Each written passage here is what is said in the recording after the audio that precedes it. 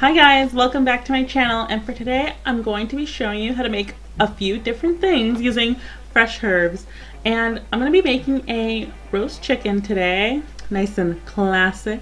And then I'm going to also show you how to make some flavored herb oils, which is super easy, so stay tuned for that. But I'm going to start by peeling off the skin of an onion and cleaning it up, and then I'm just going to chop it really big.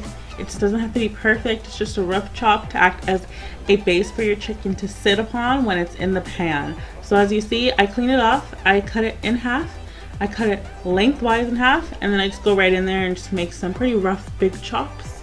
We're not trying to make it look pretty because you're barely gonna see it at the end. And we're gonna use the base to like help develop the flavor for a gravy later on.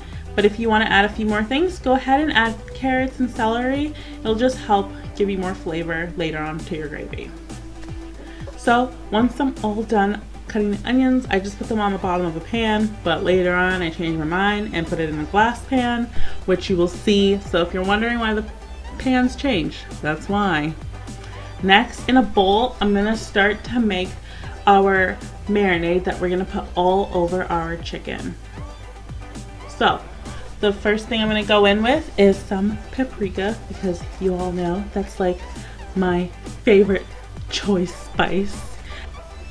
I use it in like almost every video, but to this I'm also going to add some garlic powder, some onion powder, some ginger powder, some curry powder, and some sea salt. And then I'm going to go ahead and grab a spice grinder because I want to add some coriander to it. And I just want it really fine, but you can also use a coffee grinder or a mortar and pestle, or I believe that's what it's called.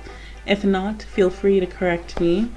And just go ahead and chop it up till it's pretty fine. You want it to be basically a powder, and then we will add that back into the bowl.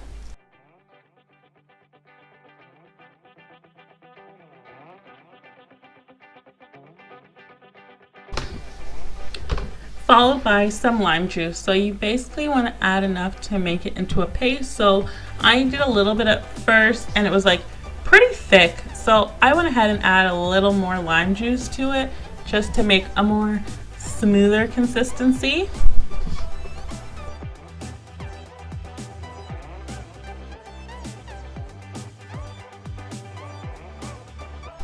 And now onto the herbs.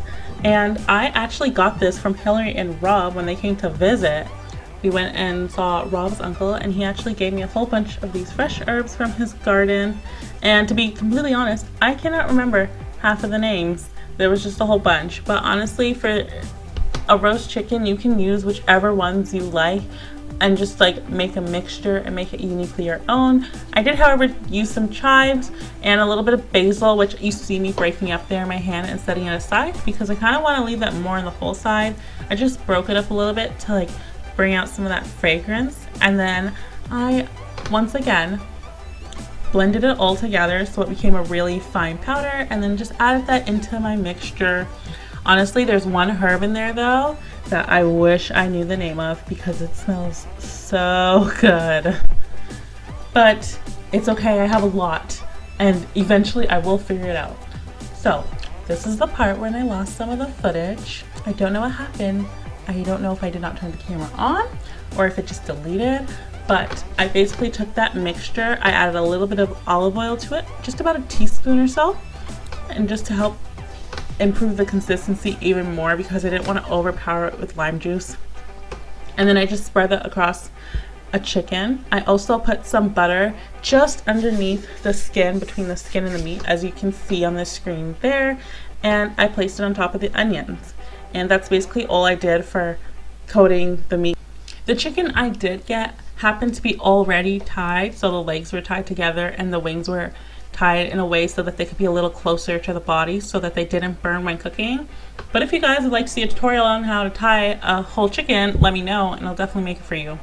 So to the chicken, I added in about a cup of beer. You can use whatever beer you like. I would suggest doing more of a dark beer, which I didn't actually use, and as long as you like the beer, it'll work just fine. For my recipe, I did use Heineken, which is a pale lager, but honestly, any beer works, as I said. So then I just covered it with tin foil so that I could prevent it from cooking too fast on the outside, because the last thing anybody wants is for a burnt skin with a nice raw center. It's just not that delicious. And then I put it in the oven for 350 and I baked it for about an hour, but you definitely want to check it. So I would suggest checking it with a thermometer in the center of the breast and also where the thigh is, the 2 points of the meat where it's like really thick. Or if you want to check it using a knife, you can make a slit in it and see if the meat is white. Again, do it in those same places. Those are where the meat is the thickest. And if it's completely white and the juices are clear, you're good to go. Once it's cooked through, you can take off the tin foil, put the oven up to about 400 or 425 and just let it go for a couple minutes. I would say between 5 to 15 until your chicken is nice and brown, and then take it out and you're all done. Now we will move on to making the herbed oil, which I was the most excited about because like that one herb, the one that you see on the bottom of the screen, it looks kind of white almost. It smells so delicious, and I figured if I made an oil, I can make it last a whole lot longer. So to make the oil is super simple. Just take out the herbs that you want into categories and pick some other spices you want to pair with them. So I have ground garlic, some whole pieces of dried ginger, and some chili flakes to accompany the herbs that I want to use today. Yeah, pick whatever you think is going to go well. And then for the oil, I just filled one of the bottles with water and put it into a measuring cup to see how much I would need, and then dump it out and put the same amount of oil in. So I'll just start off by putting in my herbs and any extra spices that I want, and I'll take that over to the stove. So the best way to make a flavored oil is put your stove on about a medium to high heat, gearing more towards the medium side, and you let that go until it starts to bubble. So when you see that it starts bubbling almost to the point of a boil, let it go for about 2 more minutes and then take it off. And that is all you need. It's very quick, it's super easy, and it looks really pretty when you're done. So have about a couple glasses or cups or bowls ready just to pour your oil in. You definitely don't want to pour it into a plastic bottle if you're using plastic instead of glass like me, because I could not seem to find glass anywhere. So when you're done pouring them into the glasses, using a pair of tongs, please do not use your fingers because again, this is very hot oil. Just scoop out the leaves and put them into their bottles. This will also just help you stay organized so you know which oil goes in which container, and it also looks prettier in the container. And by keeping all of the herbs, it's going to help infuse that flavor with your oil as time goes on and keep it nice and strong. And that completes our meal today. I did go ahead and make some accompaniments to the meal. So for the sides, I did stuffing, and I also did some sweet potatoes. Super simple, super straightforward. Honestly, the stuffing was from a box. At that point, I was just like, I am so done cooking and filming. Plus, I wanted to focus on the herbs anyways, so I figured didn't need to see that. So I just went ahead and made some sides, but you can make whatever sides you want to have with the meal. I felt like this meal was just screaming fall. There's our finished chicken. As you saw me throw it onto the plate, because why I was using my hands, I do not know. It was still super hot.